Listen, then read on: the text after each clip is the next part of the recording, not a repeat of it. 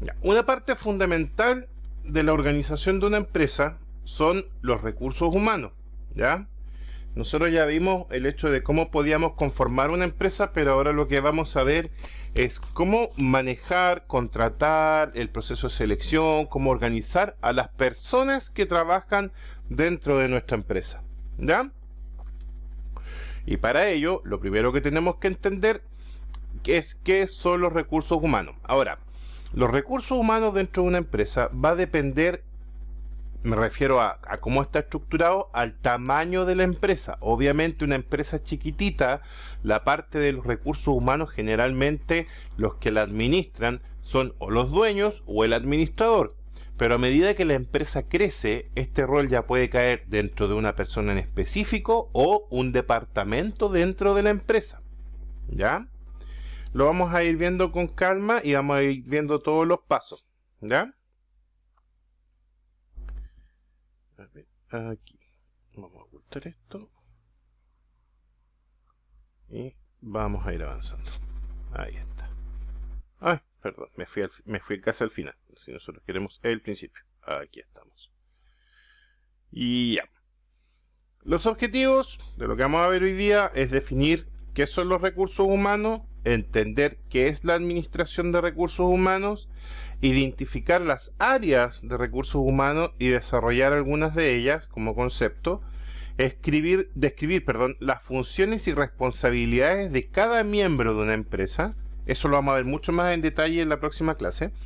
Y elaborar un organigrama, que eso también lo ahora lo voy a mencionar, pero vamos a ver un precio completo de cómo hacer un organigrama. ¿Ya? Pero eso no creo que alcancemos hoy día, lo vamos a dejar para la clase de mañana. Primero, la planeación de los recursos humanos implica pronosticar los recursos humanos que necesitará la organización, es decir, las personas que esta empresa u organización va a necesitar para funcionar, y preparar las medidas que se tomarán para satisfacer esas necesidades. Eso es según Hellriegel, que es un autor de un libro de administración. En el fondo, esto ¿qué es lo que quiere decir? Que yo primero tengo que tener muy en claro lo que yo necesito en personas para que trabajen dentro de mi empresa, para poder definir a través de eso los cargos que necesito y las personas que estén en esos cargos. ¿Ya? Para ello deben analizarse los siguientes puntos en relación al manejo de recursos humanos. ¿Cuáles son esos puntos?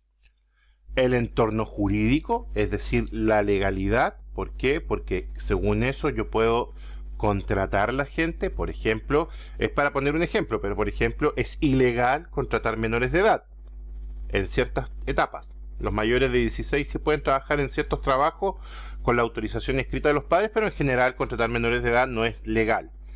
Después, la planeación, es decir, cuáles son los cargos y quiénes son las personas que se requieren.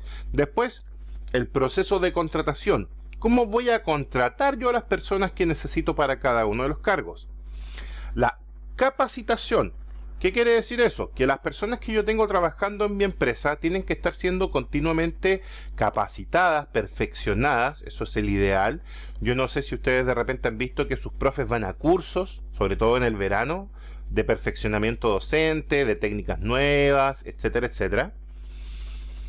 La evaluación del desempeño. Hoy en día, así como existe la evaluación docente, que yo sé que ustedes la ven y los profesores son evaluados según el desempeño, ¿no es cierto?, de los conocimientos y contenidos de los ramos que ellos les entregan, y ustedes hacen una evaluación si esto ha sido de buena o de mala forma según su apreciación, ¿ya? Eso es una evaluación de desempeño y se hace prácticamente en todos los trabajos.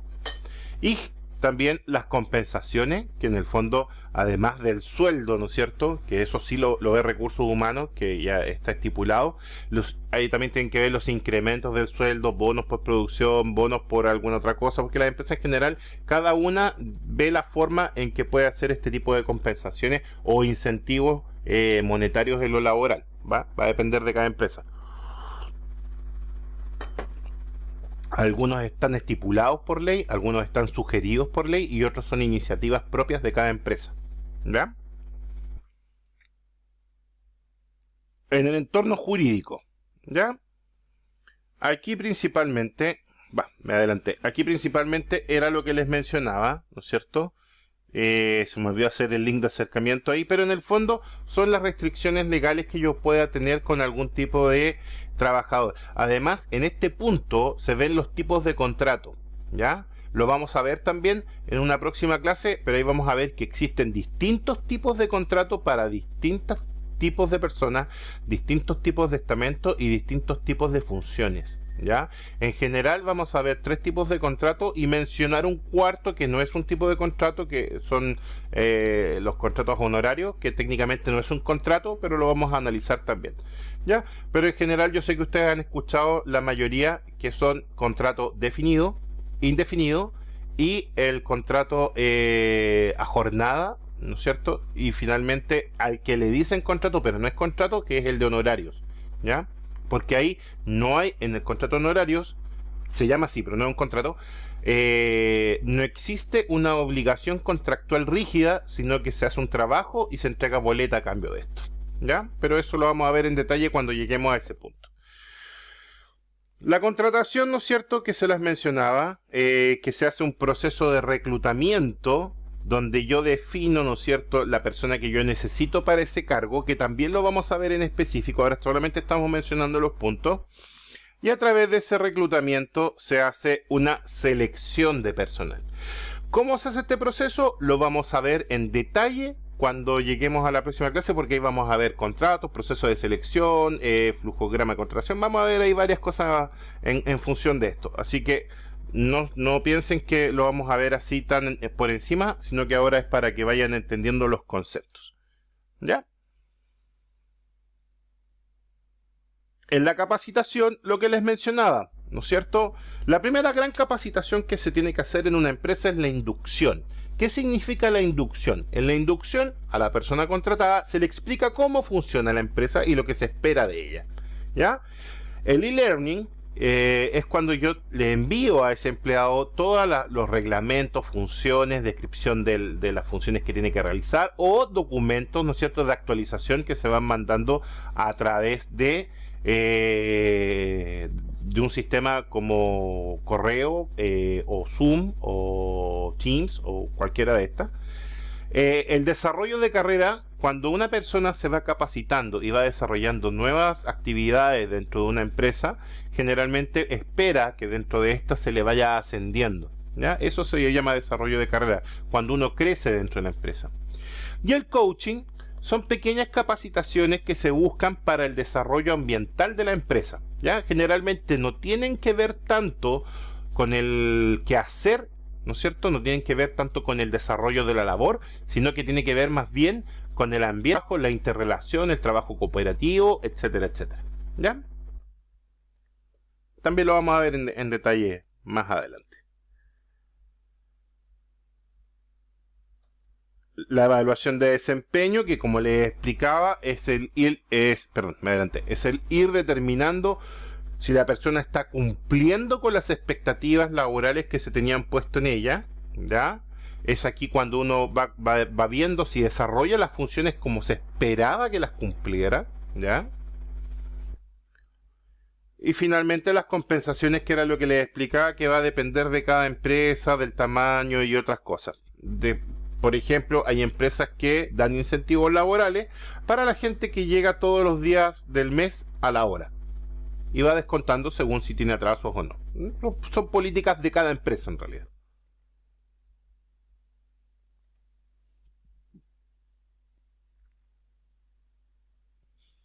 Los empleados en una empresa son su principal recurso, por muy automatizada que ésta sea, ¿ya? Por ello, es tan importante contratar a la gente adecuada para cada uno de los cargos, ¿ya? Yo tengo que tener a la persona idónea, que tenga las capacidades, tanto duras como blandas. ¿A qué me refiero con duras y blandas? Las capacidades duras son principalmente a lo que yo me refiero como capacidades intelectuales o de qué hacer. Es decir, lo que él sabe hacer, lo sabe hacer bien, sea esto intelectual o de mano de obra. Y las capacidades blandas, o habilidades blandas, son a las que se refiere como trabajo en equipo, porque a lo mejor yo puedo tener el mejor cocinero del mundo, pero resulta que en la cocina me provoca puros problemas porque tiene conflictos con todos sus compañeros de trabajo, porque no sabe manejarse en relaciones laborales. ¿Ya? A eso se refiere con habilidades blandas. Entre muchos otros ejemplos, no solamente ese. Entonces, los recursos humanos son las personas que aportan la energía física y mental en un proceso de producción. Esa es una definición, ¿ya? Si ustedes se fijan, son, según esta definición, son sus quehaceres y sus saberes, es decir, lo que pueden hacer y lo que saben, lo que ayuda al proceso de producción. ¿Por qué se divide así? Porque hay gente que trabaja con las manos, así como hay gente que trabaja con la mente, ¿ya?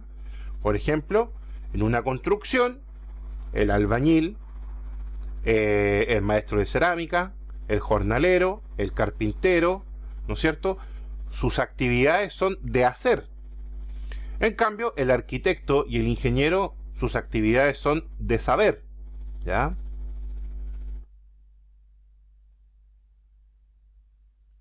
La administración de recursos humanos es la función que realizan las organizaciones para facilitar el uso más efectivo de la gente a fin de lograr las metas de la organización y las individuales. Aquí estoy hablando de recursos humanos como departamento, como la persona que está a cargo de ver esto, ¿ya? No como ente.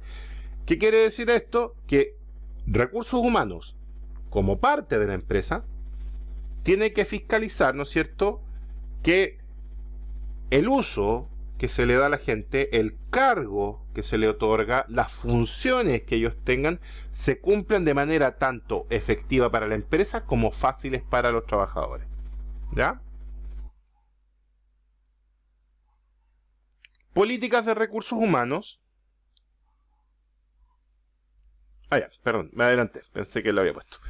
En las políticas de recursos humanos va a depender también dentro de cada empresa, pero por ejemplo en las políticas de recursos humanos están los reglamentos internos, ¿ya?, de cada empresa. En los reglamentos internos están muchas cosas que la empresa determina que tienen que ser así, y dentro de ellos están las políticas de recursos humanos, el comportamiento entre jefes y subalternos, el comportamiento entre pares, el comportamiento entre miembros del personal de distinto sexo. Ahí entran las cosas de acoso laboral que deben estar prohibidas por recursos humanos, y etcétera, etcétera, etcétera. ¿Ya? Va a depender también de cada empresa cómo se fijan. Ahora hay muchos puntos en común y obviamente hay cosas que están fiscalizadas por ley, ¿ya?, como la discriminación o el acoso laboral, pero deben estar también representadas dentro de las políticas de recursos humanos, y es recursos humanos lo que fiscaliza que esto se cumpla y que se lleve a cabo y que no haya faltas al respecto entre el personal. Dígame. Acá también está metido lo que es la explotación laboral.